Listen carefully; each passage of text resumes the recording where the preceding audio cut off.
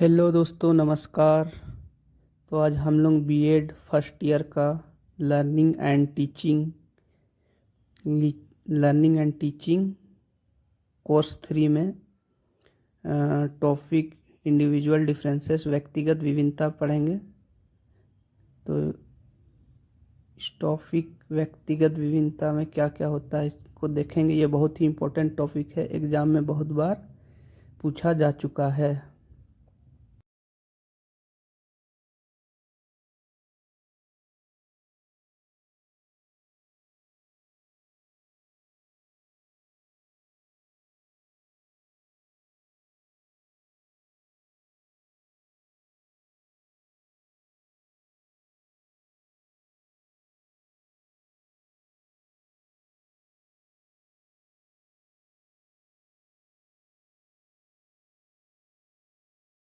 अलग अलग प्रकार के बालकों के बीच किस प्रकार से वो शिक्षा दें ताकि सभी बच्चों को समान रूप से लाभ पहुँचे। तो ये टॉपिक पे आज हम लोग बात करेंगे। बहुत ही इंपॉर्टेंट टॉपिक है जो एग्जाम में बार बार पूछता है, तो इसलिए आप लोग इस टॉपिक को मिस ना करें और अच्छे से वीडियो को देखिए, ठीक है। तो आइए शुरू करते हैं। इंडिविजुअल डिफरेंस यानी व्यक्तिगत विभिन्नता क्या है। ये बीएड फर्स्ट ईयर या फर्स्ट सेमेस्टर के लर्निंग एंड टीचिंग पेपर का है। जिन लोगों को बीएड से संबंधित नोट्स चाहिए तो आप लोग इस नंबर पर व्हाट्सएप कर सकते हैं, जहां आप लोगों को जो है बीएड से संबंधित नोट्स मिल जाएगा, ठीक है। तो आइए शुरू करते हैं। सबसे पहले हम लोग इसका रूपरेखा बनाते हैं। रूपरेखा में सभी पॉइंट को दिया जाएगा। व्यक्तिगत विभिन्नता का अर्थ यानी कि मीनिंग ऑफ इंडिविजुअल डिफरेंस, व्यक्तिगत विभिन्नता का क्या अर्थ है इसको पहले हम लोग जानेंगे। व्यक्तिगत विभिन्नता की क्या परिभाषाएं हैं, व्यक्तिगत विभिन्नता के प्रकार है ना, कौन कौन प्रकार के व्यक्तिगत विभिन्नता होते हैं, व्यक्तिगत विभिन्नता के कारण। नेक्स्ट है व्यक्तिगत विभिन्नता के शैक्षिक निहितार्थ यानी शिक्षा में क्या इसका योगदान है, और लास्ट में हम लोग इसका कंक्लूजन यानी निष्कर्ष को देखेंगे, ठीक है। और जो साथी मेरे चैनल पर नया है प्लीज़ जो इस चैनल को सब्सक्राइब जरूर करें, क्योंकि इस चैनल को मैं सभी टॉपिकों को बहुत ही आसान और सरल भाषा में अच्छे नोट्स के साथ आप लोग की तैयारी कराई जाती है, ठीक है। तो आइए शुरू करते हैं। इंडिविजुअल डिफरेंस का सबसे पहले हम लोग अर्थ को समझेंगे, यानी व्यक्तिगत विभिन्नता का अर्थ। मीनिंग ऑफ इंडिविजुअल डिफरेंस, व्यक्तिगत विभिन्नता का क्या अर्थ होता है। व्यक्तिगत विभिन्नता का संप्रत्यय सर्वप्रथम 1869 ईस्वी में सर फ्रांसिस गाल्टन ने विचार प्रस्तुत किया था। यानी कि व्यक्तिगत विभिन्नता का विचार सबसे पहले किसने दिया था, तो वो दिया था सर फ्रांसिस गाल्टन ने दिया था, याद रखिएगा। यानी कि व्यक्तिगत विभिन्नता का सबसे पहले विचार जो आया था वो फ्रांसिस यानी फ्रांस के एक मनोविज्ञानी थे जिसका नाम गाल्टन था। उन्होंने ही इंडिविजुअल डिफरेंस दिया था, और ये कब दिया था, 1869 में दिया था, ठीक है। व्यक्तिगत विभिन्नता का अर्थ एक जैसा नहीं होना। व्यक्तिगत विभिन्नता का अर्थ होता है एक जैसा नहीं होना, यानी कि दो बच्चे हैं या फिर दो व्यक्ति हैं जिसका किसी न किसी रूप से एक दूसरे से अंतर होता है। या तो वो रंग के अनुसार हो सकता है, रूप के अनुसार हो सकता है, बुद्धि के अनुसार हो सकता है, शारीरिक विकास के अनुसार हो सकता है, लेकिन कुछ ना कुछ दोनों में अंतर होगा। इसी को हम लोग इंडिविजुअल डिफरेंस कहते हैं, व्यक्तिगत विभिन्नता कहते हैं। अर्थात प्रकृति में व्यक्ति या बच्चों एक समान नहीं होते हैं, या बच्चे जो होते हैं वो एक समान नहीं होते। प्रकृति में कोई जो है एक समान नहीं होता है। बच्चों में विभिन्नताएं उनके शारीरिक बनावट, उनके स्वभाव, बुद्धि, उनके रंग, उनके रूप आदि में अंतर से होता है। यानी कि ये जो व्यक्तिगत विभिन्नताएं होती है ये जो है उसके स्वभाव से हो सकता है, शारीरिक विकास से हो सकता है, मानसिक विकास से हो सकता है, बुद्धि से हो सकता है, रंग से हो सकता है, रूप से हो सकता है। इस तरह से जो है कोई दो व्यक्ति जो है एक दूसरे से अलग हो सकता है, अंतर हो सकता है। इसी अंतर को ही हम लोग व्यक्तिगत विभिन्नताएं कहते हैं। इसी को हम लोग क्या बोलते हैं, इंडिविजुअल डिफरेंस कहते हैं, ठीक है। तो इंडिविजुअल डिफरेंस समझ में आ गया, यानी कि प्रकृति में कोई दो व्यक्ति जो है समान रूप से जो एक जैसे नहीं होते, उसमें पाए जाने वाले अंतर को हम लोग व्यक्तिगत विभिन्नताएं कहते हैं, इंडिविजुअल डिफरेंस कहते हैं। व्यक्तिगत विभिन्नताएं चाहे आइडेंटिकल ट्विन चिल्ड्रेंस हो या फैटर्नल ट्विन चिल्ड्रेंस हो। अब ये आइडेंटिकल ट्विन चिल्ड्रेंस या फैटर्नल ट्विन चिल्ड्रेंस क्या होता है इसको समझते हैं। आइडेंटिकल ट्विन चिल्ड्रेंस का मतलब होता है कि वैसे जुड़वा बच्चे, ट्विन चिल्ड्रेंस का मतलब होता है जुड़वा बच्चा। वैसे जुड़वा बच्चे दोनों या तो लड़का होगा या दोनों लड़की होगा, ठीक है। जबकि फ्रेटर्नल ट्विन चिल्ड्रेंस का मतलब होता है कि वैसे जुड़वा बच्चे जो एक लड़का होगा या एक लड़की होगा, ठीक है। तो जुड़वा बच्चे जो होते हैं उसमें भी विभिन्नताएं देखने को मिलती है। सभी में कुछ ना कुछ प्रकार की विभिन्नताएं जरूर देखने को मिलती है। सभी में जो है कुछ ना कुछ प्रकार के जो विभिन्नताएं होती है वो जरूर देखने को मिलती है, चाहे वो जुड़वा बच्चे ही क्यों ना रहे, या दोनों लड़का ही क्यों ना रहे, दोनों लड़की ही क्यों ना रहे, या फिर एक लड़का एक लड़की जुड़वा में क्यों ना रहे, उसमें कुछ ना कुछ विभिन्नताएं देखने जरूर मिलता है।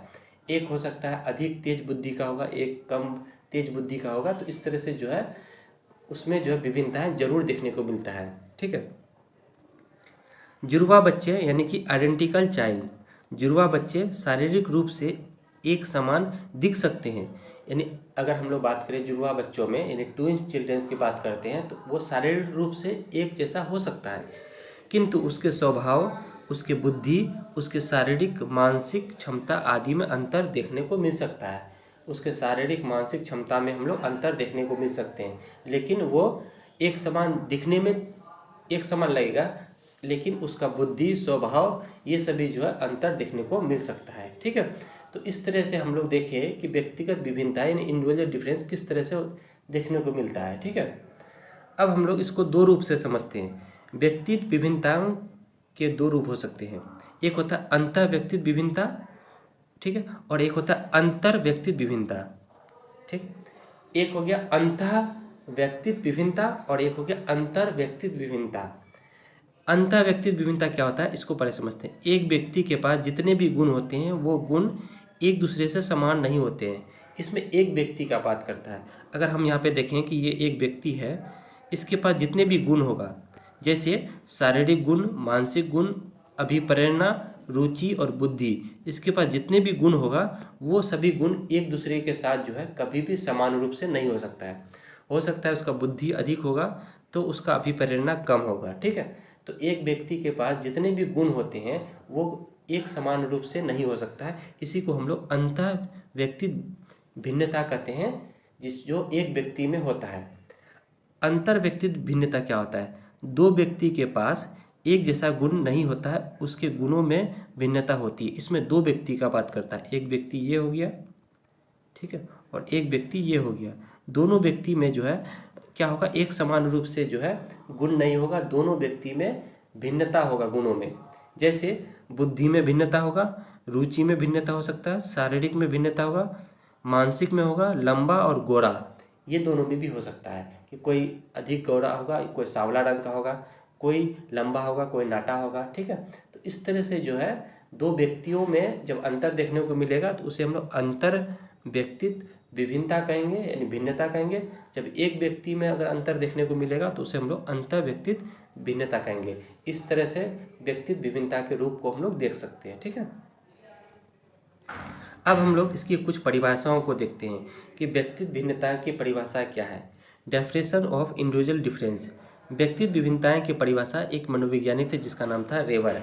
रेवर ने इसका परिभाषा दिया था कि एक ऐसी मनोवैज्ञानिक घटना के लिए जिसमें उन विशेषताओं या शील गुणों पर बल डाला जाता है जिसके अनुसार व्यक्तित्व जीवन भिन्न होते हुए भी दिखाई जा सकते हैं। यानी कि रेवर ने कहा था कि ये व्यक्तित्व विभिन्नता एक मनोविज्ञान की एक ऐसी घटना है जिसके द्वारा हम लोग व्यक्तित्व के जीवन में भिन्नता देख सकते हैं, ठीक है। एक व्यक्ति दूसरे व्यक्ति से किस प्रकार से अंतर है, चाहे वो शारीरिक हो, मानसिक हो, बुद्धि हो, रंग के अनुसार हो या रूप के अनुसार हो, उसमें हम विभिन्नता देख सकते हैं।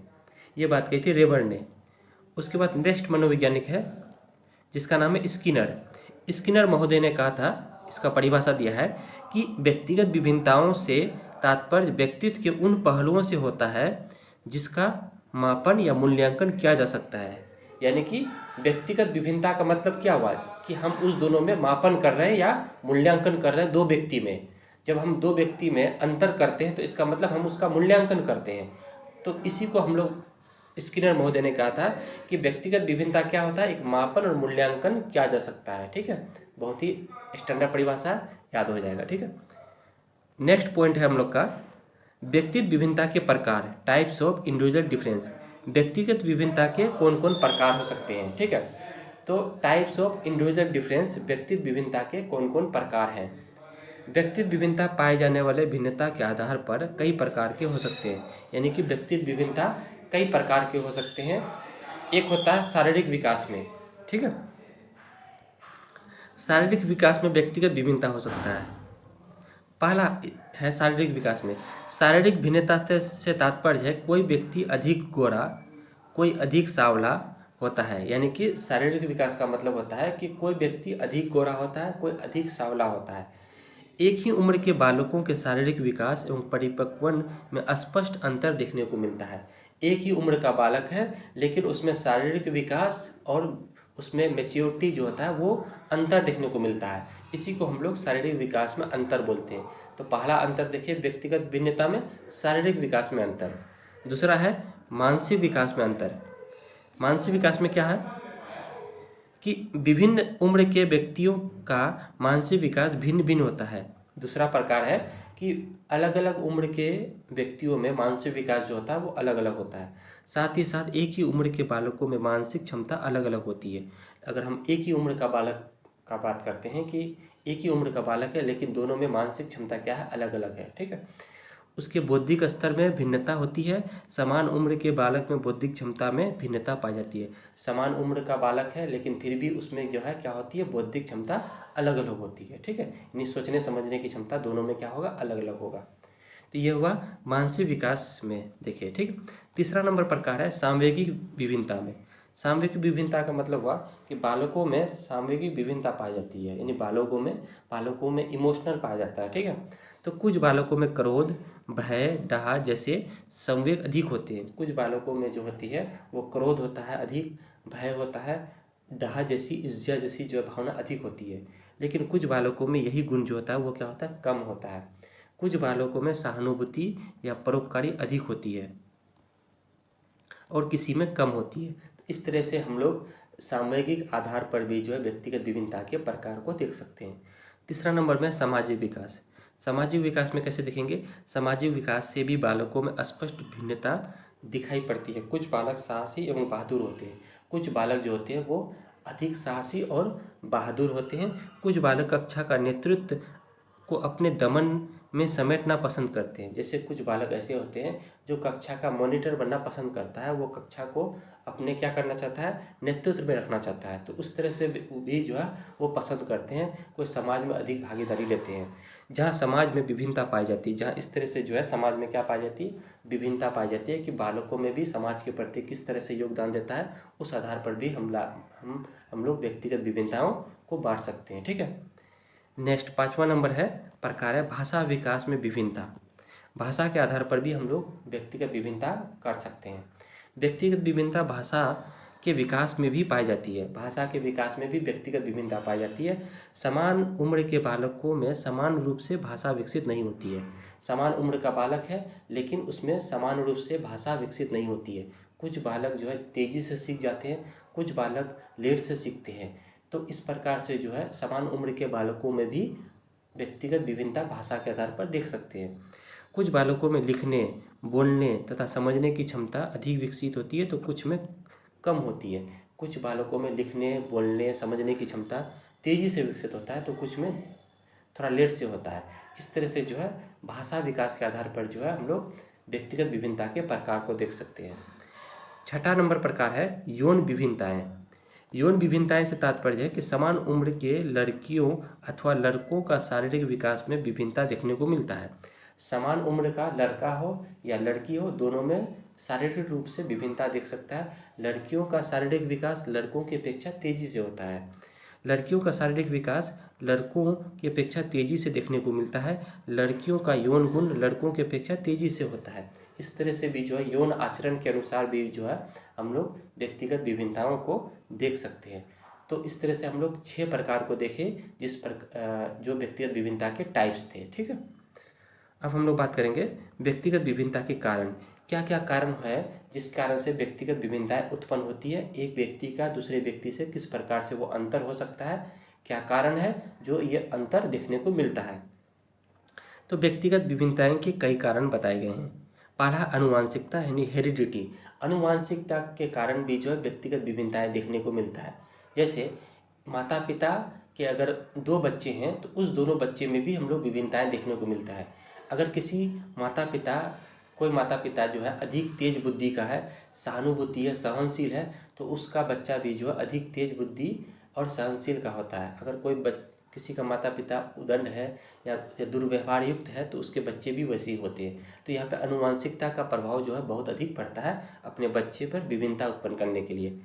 व्यक्तिगत विभिन्नता का मूल कारण अनुवांशिकता है, यानी इसका जो है बेसिक काउजन क्या है, यानी कि अनुवांशिकता है। यदि जिनके माता पिता अधिक बुद्धिमान एवं शील गुण वाले होते हैं उनके बच्चे भी बुद्धि क्षमता अधिक अच्छा होता है, लेकिन चोर एवं उच्चक के माता पिता के बच्चे के गुण भी वैसे ही होते हैं। ठीक है, तो इस तरह से जो है हेरिडिटी यानी अनुवांशिकता का बच्चे पर की विभिन्नता में अधिक प्रभाव पड़ता है। ठीक है, दूसरा है वातावरण। दूसरा नंबर क्या है, वातावरण, इन्वायरमेंट। ठीक है, यानी एक ही माँ बाप के बच्चों में सभी गुण समान नहीं होते हैं। व्यक्तिगत विभिन्नता में वातावरण का प्रभाव सर्वाधिक पड़ता है। ठीक है, ठंडे प्रदेशों के बालकों में अधिक फुर्तीले एवं गोरे होते हैं। अगर हम बात करें ठंडे प्रदेश है ना, जहाँ पे वातावरण ठंडा रहता है, वहाँ का जो व्यक्ति होता है वो अधिक फुर्तीले और गोरे होते हैं। वहीं जहाँ अधिक गर्म तथा वातावरण होता है वहाँ के लोग का रंग श्याम यानी स्वाला रंग और आलसीपन होता है। यानी कि जहाँ पे अधिक गर्म और वातावरण होता है तो वहाँ का रंग जो होता है वो सांवला या आलसीपन देखा जाता है। तो इस तरह से जो वातावरण के अनुसार भी जो है व्यक्तिगत विभिन्नताएं देखने को मिलता है। ठीक है, तीसरा नंबर कारण है बुद्धि। बुद्धि जो है बहुत बड़ा कारण है। व्यक्तिगत विभिन्नता का प्रमुख कारण है बुद्धि। ठीक है, जैसे जैसे व्यक्ति की आयु बढ़ती है उसका शारीरिक कद, भाषा विकास, सामाजिक विकास, मानसिक विकास भी अधिक होता है। यानी जैसे जैसे जो है व्यक्ति की आयु बढ़ती है उसका शारीरिक कद हो गया, भाषा विकास हो गया, सामाजिक विकास हो गया, मानसिक विकास हो गया, वो अधिक वृद्धि करता है। बालकों की आयु में वृद्धि होने से उनकी बुद्धि में भी भिन्नता होती है। बालकों की आयु अगर बढ़ेगा तो उसकी बुद्धि भी बढ़ेगी। ठीक है, तो ये बुद्धि जो है विभिन्नता का कारण बनता है। ठीक है, चौथा नंबर में है परिपक्वन यानी मैच्योरिटी। परिपक्वन, कुछ बालक शारीरिक एवं मानसिक रूप से अधिक परिपक्वन तथा कुछ बालकों में जितना परिपक्वन होना चाहिए उतना नहीं हो पाता है। कुछ बालक अपने ही उम्र के बालकों से शारीरिक एवं मानसिक रूप से अधिक कमजोर होते हैं। यानी कुछ बालक जो है अपने ही उम्र के बालकों से जो क्या होते हैं शारीरिक एवं मानसिक रूप से अधिक कमजोर होते हैं, और कुछ बालक जो होते हैं अपने ही उम्र के बालकों में क्या होता है अधिक तेज और अधिक जो है वो क्या होते हैं तेज और अधिक जो है वो मजबूत होते हैं। तो इस तरह से जो है उसमें परिपक्वन का जो गुण होता है किसी बालकों में, समान उम्र के बालकों में तेजी से होता है, किसी में लेट से होता है।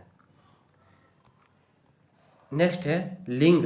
ठीक है, लिंग जो है किस प्रकार से कारण उत्पन्न कर सकता है, तो व्यक्तिगत विभिन्नता का प्रमुख स्रोत लिंग होता है।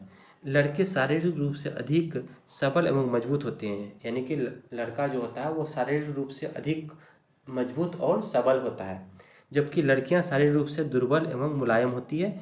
लड़के अधिक क्रोधी और आक्रामक स्वभाव की, जबकि लड़कियां सहनशीलता अधिक होती है और क्रोध काफ़ी कम होता है। इस तरह से भी जो है विभिन्नताएं देखने में कारण मिल सकता है कि लड़कों का शरीर जो होता है वो मजबूत और सबल होता है, जिस कारण से उसमें क्रोध और आक्रामक जैसा स्वभाव होता है लड़कों में, जबकि लड़कियों का शरीर मुलायम और क्या होता है दुर्बल होता है, जिस कारण से उसमें जो सहनशीलता अधिक होती है और क्रोध जो होता है वो क्या होता है कम होता है। ठीक है, तो यहाँ पे लिंग भी जो है एक कारण बन जाता है जिस कारण से व्यक्तिगत विभिन्नताएं देखने को मिलता है। तो हम लोग लगभग 5 कारण देखे जिस कारण से व्यक्तिगत विभिन्नताओं के ये काउजेस थे, कारण था। नेक्स्ट है व्यक्तिगत विभिन्नता का शिक्षा में महत्व। यानी शिक्षा में क्या इसका महत्व है, यानी कि शैक्षिक नेतार्थ, ये एग्जाम में पूछता ही है। ठीक है, यानी कि हर एक एग्जाम में ज़्यादातर पूछता है कि importance of education of individual difference, यानी कि एक अध्यापक का अपने कक्षा में क्या महत्व है कि वो बच्चे को समान रूप से शिक्षा दे सके, क्योंकि कक्षा में अलग अलग विभिन्नता के बच्चे होते हैं, अलग अलग स्वभाव, अलग अलग रंग, अलग अलग बुद्धि के होते हैं। किसी का बुद्धि अधिक होता है, किसी का बुद्धि कम होता है। तो वहाँ पे अध्यापक का क्या नेतृत्व होता है कि कक्षा में वो समान रूप से सभी को समान शिक्षा देकर सभी को एक समान रूप से लाभ पहुँचे। तो यहाँ पे व्यक्तिगत विभिन्नता में अध्यापक का क्या महत्व है ताकि समान रूप से बच्चों को शिक्षा दे, यही टॉपिक है। ऐसा देखा जाता है कि एक ही कक्षा में छात्रों के बीच विभिन्नता देखी जाती है। कक्षा एक ही है लेकिन उसमें जितने भी छात्र हैं पढ़ते हैं उसमें भी विभिन्नता देखने को मिलती है। कक्षा में कुछ बालक अधिक बुद्धिमान तथा कुछ कम बुद्धिमान होते हैं। कक्षा में अध्यापक शिक्षण एक ही अध्यापन विधि कराते हैं, जबकि कक्षा में जो होते हैं कुछ बालक अधिक बुद्धिमान होते हैं, कुछ कम होते हैं। ठीक है, तो वहाँ पे अध्यापक जो है एक ही शिक्षण विधि से पढ़ाते हैं, जिसमें कुछ विद्यार्थी को फ़ायदा होता है, कुछ को लाभ नहीं होता है। जो तेज होते हैं उसको जल्दी फ़ायदा होता है, जो कमज़ोर होता है उसको लाभ नहीं होता है, क्योंकि वो एक ही शिक्षण विधि से अध्यापक पढ़ाते हैं। ठीक है, तो यहाँ पे जो है अध्यापक के लिए यह सूचित किया जाता है कि व्यक्तिगत विभिन्नता को ध्यान में रखते हुए जो है शिक्षा देना चाहिए बच्चों को। इसमें पहला बनाया गया है कि पाठ्यक्रम कैरिकुलम। शिक्षकों को यह ध्यान रखना चाहिए कि विभिन्न समूह के छात्रों के लिए एक समान पाठ्यक्रम नहीं बनाकर उस समूह की बुद्धि, अभिरुचि, अभिक्षमता बच्चों के अनुकूल पाठ्यक्रम तैयार करना चाहिए। अध्यापक को यह ध्यान देना चाहिए कि कक्षा में एक समान रूप से बालक नहीं होते हैं। किसी का बौद्धिक क्षमता अधिक होता है, किसी का बौद्धिक क्षमता क्या होता है, कम होता है। तो उसके बौद्धिक क्षमता, अभिरुचि, अभिक्षमता को ध्यान में रखकर जो है पाठ्यक्रम तैयार करना चाहिए, ताकि कमज़ोर से बच्चे भी जो है उसका दिक्कत ना है। पाठ्यक्रम कठोर ना बनाकर लचीला होना चाहिए, यानी फ्लेक्सिबल होना चाहिए। पाठ्यक्रम जो होना चाहिए वो आसान भाषा में होना चाहिए ताकि सभी बच्चों को समझ में आ जाए। दूसरा नंबर में है शारीरिक भिन्नता। शारीरिक भिन्नता का मतलब हुआ कक्षा में सभी छात्र शारीरिक रूप से एक समान नहीं होते हैं। कक्षा में सभी छात्र जो है समान रूप से एक समान नहीं होते। कुछ छात्र छोटे कद के होते हैं, कुछ छात्र लंबे कद के होते हैं। ठीक है, कुछ छात्रों को कम दिखाई देता है तथा कम सुनाई देता है। छोटे कद एवं कम दिखाई एवं कम सुनाई देने वाले छात्रों को कक्षा में अगले बेंच में बैठने की व्यवस्था होनी चाहिए, अन्यथा वह कक्षा में दी जाने वाली शिक्षा से अधिक लाभान्वित नहीं हो पाएंगे। मतलब यहाँ पे यह कहा गया है कि कक्षा में कुछ लंबे कद वाले छात्र होते हैं, कुछ छोटे कद वाले छात्र होते हैं। कुछ बच्चे को कम सुनाई देता है, किसी को कम दिखाई देता है। तो ऐसे बच्चों को क्या होना चाहिए, जो छोटे कद वाले हैं, जिसको कम सुनाई देता है, जिसको कम दिखाई देता है, ऐसे बच्चों को कक्षा में आगे वाले बेंच में बैठाना चाहिए, ताकि उसे जो अध्यापक दिखाई दे और उसको समान रूप से सुनाई दे। ठीक है, यदि ऐसे छात्र कक्षा में पीछे बैठते हैं तो अध्यापक का भी उन पर नज़र नहीं जाता है, और ऐसे बच्चे पीछे में क्या कर रहे हैं उन पर भी ध्यान नहीं जाता है, तो वो शिक्षा पे अच्छे से लाभ नहीं ले पाते। तो अध्यापक का यहाँ पे कर्तव्य है कि ऐसे छात्रों को कक्षा में आगे के बेंच में बैठाए, ताकि उसको समान रूप से दिखाई दे और उसे सुनाई भी दे। ठीक है, तीसरा नंबर में है अध्यापन विधियाँ। अब यहाँ पे ये बात है कि अध्यापक का यहाँ पे नेतृत्व है कि वो अध्यापन विधि जो पढ़ाए वो अलग करके पढ़ाए। जैसे तेज विद्यार्थी और कमज़ोर विद्यार्थी, तो कमज़ोर विद्यार्थी में अधिक से अधिक जो है कोशिश करें कि वहाँ पे अध्यापन विधि जो है सरल होनी चाहिए। शिक्षकों को चाहिए कि अध्यापन विधियाँ का चयन छात्र की श्रेणी के अनुसार करें। तीव्र बुद्धि के छात्रों को पढ़ाने की विधि कम बुद्धि के छात्रों को पढ़ाने की विधि से भिन्न होनी चाहिए। अगर आप तीव्र बुद्धि के छात्रों को पढ़ा रहे हैं और मंद बुद्धि वाले छात्रों को पढ़ा रहे हैं, तो उसका जो अध्यापन विधि होना चाहिए वो क्या होना चाहिए, अलग होना चाहिए। कमज़ोर विद्यार्थी के छात्रों में अध्यापक को जो सरल विधि का प्रयोग करना चाहिए, वहाँ पे अभ्यास अधिक करना चाहिए, ताकि बच्चे आसानी से सीख जाए। ठीक है, नेक्स्ट चौथा नंबर में वर्गीकरण, क्लासिफिकेशन। ठीक है, उचित शिक्षा के लिए आवश्यक है कि छात्रों को अलग अलग वर्गीकरण किया जाए। यानी कि अगर हम उचित शिक्षा दें कक्षा में, तो कक्षा में वर्गीकरण करना जरूरी है, यानी क्लासिफिकेशन करना जरूरी है। प्राचीन काल में उम्र के अनुसार छात्रों को विभिन्न कक्षा में बांटा जाता था। प्राचीन काल में जो शिक्षा दिया जाता था वो उम्र को देख के कक्षा में दिया जाता है। अगर अधिक उम्र का बालक है तो उसको अधिक ऊंचे कक्षा में डाला जाता था। कम उम्र का बालक है तो उसे कम कक्षा में डाला जाता था, यानी छोटे कक्षा में डाला जाता था। तो ये कहीं ना कहीं क्या था, पहले जो था वो शिक्षा जो था वो उम्र के अनुसार कक्षा में दिया जाता था, जबकि अभी ऐसा नहीं है। लेकिन आजकल ये प्रथा समाप्त हो गई है। छात्रों के बुद्धि के अनुसार बच्चों को कक्षा में वर्गीकृत किया जाता है। अब छात्रों को बुद्धि के अनुसार जो है उन्हें कक्षा में दिया जाता है। अगर छोटा बच्चा है, अगर तेज बुद्धि का है, तो उसे उच्च कक्षा में भी दे सकते हैं हम लोग। ठीक है, तो वो वहाँ पे सर्वाइव कर सकता है और उसी के अनुकूल कक्षा में पढ़ाया जाता है। इस तरह वर्गीकरण करके पढ़ाया जाता है तो अनुकूल शिक्षा दी जाती है। इस तरह से अगर हम अनुकूल करके व्यवस्था करके अगर उसको शिक्षा दें तो एक बेहतर शिक्षा हम लोग दे सकते हैं। ठीक है, तो इस तरह से अध्यापक का ये नेतृत्व है कि व्यक्तिगत विभिन्नता को ध्यान में रखते हुए बच्चों को किस तरह से शिक्षा दें ताकि उन्हें अधिक से अधिक शिक्षा का लाभ मिल सके। लास्ट में हम लोग इसका निष्कर्ष को देखते हैं, कंक्लूजन देखेंगे। उपयुक्त बातों से स्पष्ट होता है कि व्यक्तिगत विभिन्नताओं में कोई एक समान नहीं होता है, किसी न किसी रूप से उनमें विभिन्नताएं पाई जाती है। यानी उपयुक्त बातों से हम स्पष्ट कर सकते हैं कि व्यक्तिगत विभिन्नताएं एक समान नहीं होता है, उसमें किसी न किसी रूप से जो है क्या हो सकते हैं, अंतर देखने को मिल सकता है। ठीक है, तो हम लोग आज देखिए कि इंडिविजुअल डिफरेंस व्यक्तिगत विभिन्नता क्या है, उसका अर्थ, उसकी परिभाषा, उसके कौन कौन प्रकार हैं, उसके क्या कारण हो सकते हैं और इसका शिक्षा में क्या महत्व है, इस टॉपिक पे आज हम लोग बात करें। वीडियो अच्छा लग रहा है तो लाइक करें और सभी दोस्तों तक शेयर जरूर करें। ठीक है दोस्तों, हम लोग नेक्स्ट वीडियो में नए टॉपिक के साथ मिलते हैं, तब तक के लिए धन्यवाद।